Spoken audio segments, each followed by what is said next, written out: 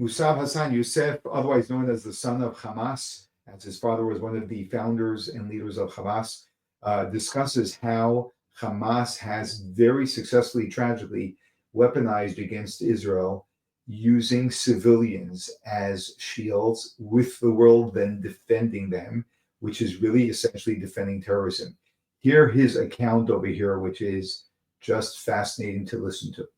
The fact that Hamas used their own children as human shields should not give Hamas a ticket to more power and to more territory and to more money.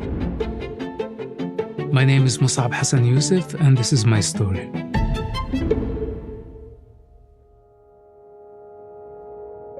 I was born in the West Bank of the Jordanian River.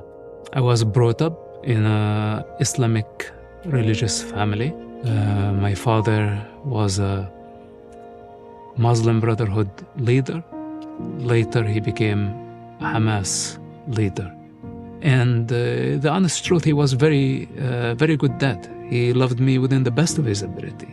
My parents told us that we were going to heaven. And the non-Muslims, the Jews, the Christians, the rest of the world, if they don't convert to Islam, they are doomed to hell. When I was a child, I witnessed lots of killing and violence. There was no government, lots of chaos and disorder. People were literally killing each other in the streets. I'm talking about internal Palestinian conflict, where a father would actually kill his daughter, or a brother would kill his sister for honor. I was beaten up in the school, on the hands of the principal. I was beaten up in the street. I was beaten up on the hands of the imam at the mosque. It was not easy for a child. Wherever you go, you just have to survive. I was always running for my life. There was a Muslim Brotherhood and the summer camps, which I would participate in those camps, go with my father. And the Muslim Brotherhood was actually preparing a generation of warriors. I did not understand that that was preparation for the birth of a militia.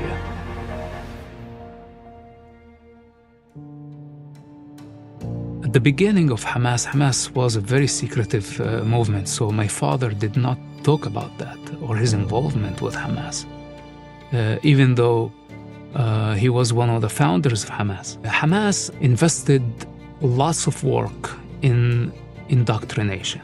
When you recruit people by the name of the nation and by the name of God, you can grow like wildfire. I became involved because I was following the lead of my father.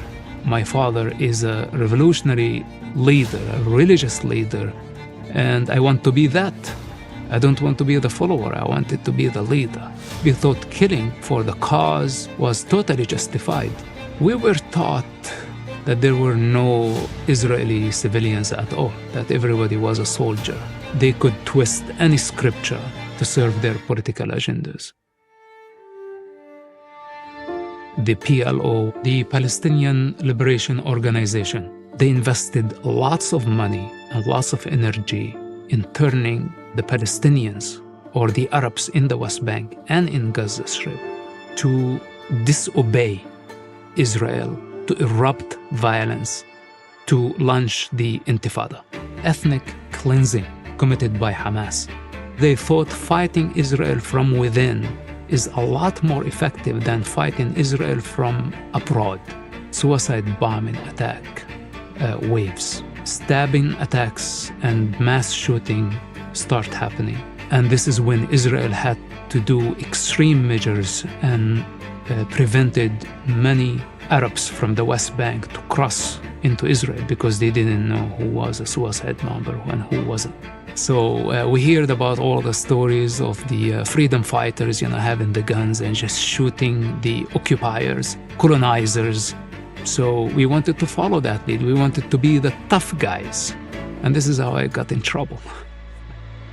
I purchased guns even before I became 18 with actually intention to form a military cell. Israel was on our tail.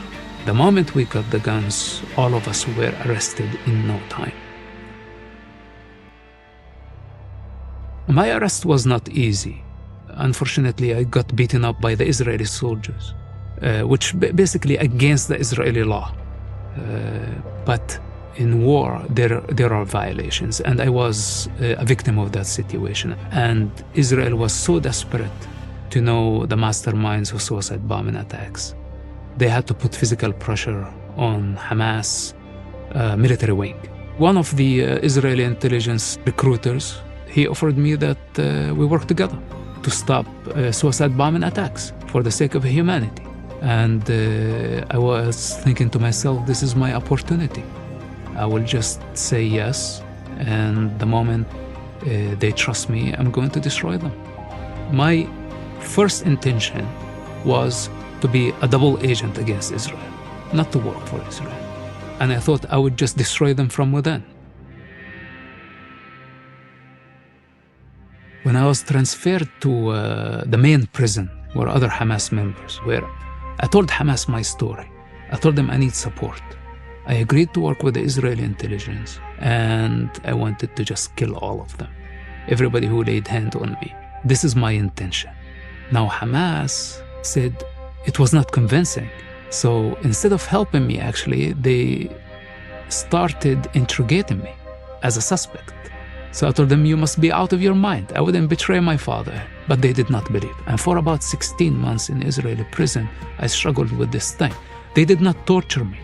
But it was during a time where they were torturing people for suspicion of collaborating with Israel. Hamas was torturing people in Israeli prison? Yes. It was like a nightmare. They were killing other people for being suspects. But in my case, they did not touch me because of my father's reputation. Hamas leaders in prison weren't just any leaders. They were the top Hamas leaders. I met those people in person. I saw them in action. I saw their brutality, and they had no mercy. They had no mercy towards Israel. They had no mercy towards Palestinians, and they had no mercy without evidence. I came to the realization, the hard way, that if Hamas succeeded in destroying Israel and building an Islamic state, their state, it would be an absolute waste of life for something that is going to be only ugly.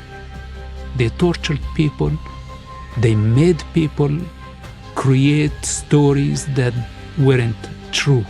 Hence, many people were killed and they were innocent people. It made me ask big questions about Hamas, their true nature, and their possible future. When I was released from prison, I thought to myself, on one hand, I cannot work for Israel because there is nothing in common between me and them, and I cannot work for Hamas anymore. But I was surprised when Hamas security wing came knocking on my door to follow up on the case inside prison. There is no escape from these people, and I didn't know how to protect myself. The cause is the most important in that culture. Hamas choose their ideology over the well-being and the future of an entire generation. So my father is no different. And in fact, my father was the first to betray me. When he had to choose between the cause and his own flesh, his own son, he chose the cause. Israel came to follow up for my promise to stop suicide bombing attacks. And I was afraid that they were actually going to punish me for having the original intention of being a double agent. And the answer was, son, you don't have to worry about this. Many people start like this with us. You know, they hate us. It's part of your culture. You don't know who we are. But now you need to understand that your life is in danger. They said, we can help you with this. This is the least we can do. Their entire work was to protect me from Hamas. So for me as a youngster, I came from a society of savages into the most advanced intelligence service in the world. So for about 4 to 6 years of a very serious work, we were able to deconstruct the Hamas operation in the entire West Bank. The payment For me, it was the protection, because I did not trust Hamas anymore. I did not even trust my father anymore. And I was able to trust the Israeli intelligence because they did practical steps immediately of giving me cover, giving me the knowledge that I needed. The operation was very dangerous, and Hamas was already in suspicion of me. So I decided to just leave the territory. I could not go to any Arab country, and the best, most secure place was the United States. So this is why I migrated to the US. I thought something could happen to me, and I did not want my experience in the Middle East to go in void. So I felt the need to document it. And this is why we start writing the book. But I did not want my father to hear from the media or from the TV. So I called him. It was a short window while he was in Israeli prison. And I told him the truth. It was the hardest conversation I ever had, I have to say. So when I told him the story, he went silent. I broke the silence. I told him, listen, Dad, if you want to disown me, you can go ahead. I know this is very hard on you, and I know that you have to protect my brothers.